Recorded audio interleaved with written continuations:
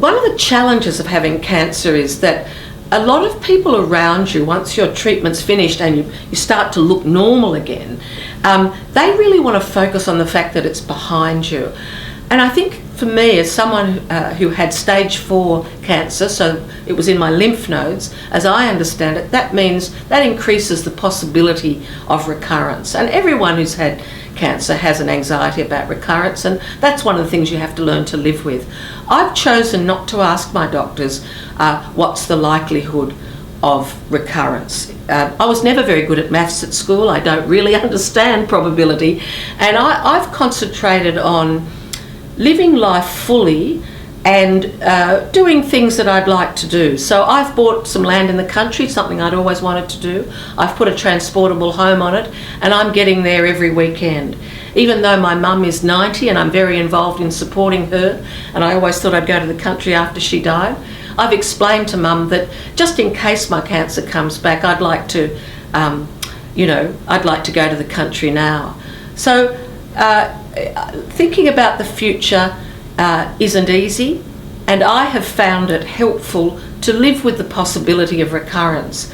And I focus on exercise and good nutrition and travelling to see my relatives and putting relationships first, just in case it comes back. I think the other thing I'd just like to say is the cancer experience, I think, is very much dramatically affected by how your partner handles it, or if you have a partner.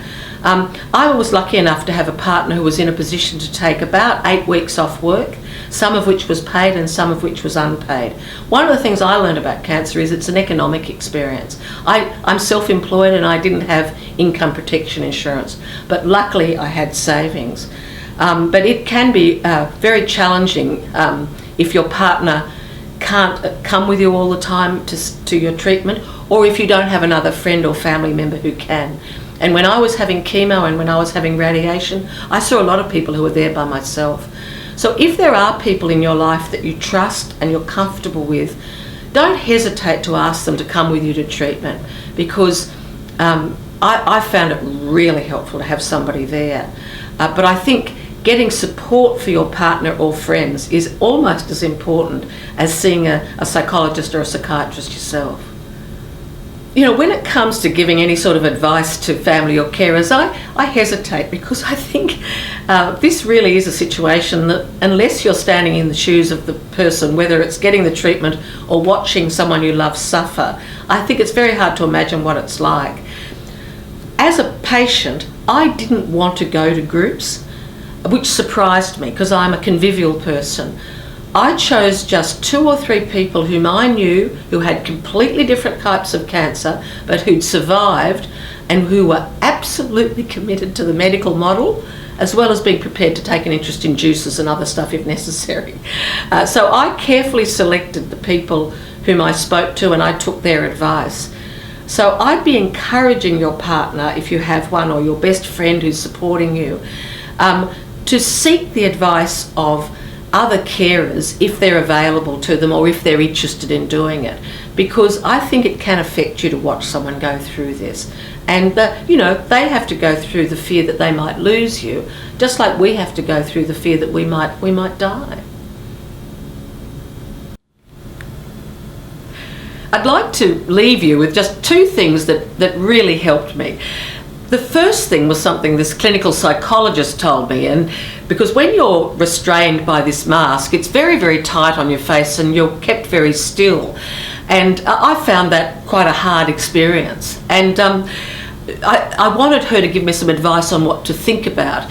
And she said that if I get intrusive or difficult thoughts, to think of them as these fluffy clouds that are sort of floating into your peripheral vision, and not to push them away, but just in any harsh way, but just to gently blow them away and watch them float away.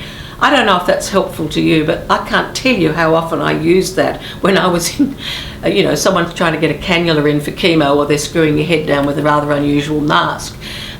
The other thing that really helped me in my recovery time, once I was able was to go walking. I've been involved for a long time in a charity walk that raises money for the Fred Hollows Foundation called Coast Trek, and people walk 50 kilometres or more along the coast of Sydney, which is a very beautiful place to walk. And the first year after my treatment, I just did 10 kilometres, and I trained amazingly to just do 10, even though I'd previously done 55 3 times. And that process of getting out in the bush, being with a group, having a goal that was assisting others, I think that helped me immensely. And if you are a head and neck cancer person, we've got to learn to love this mask.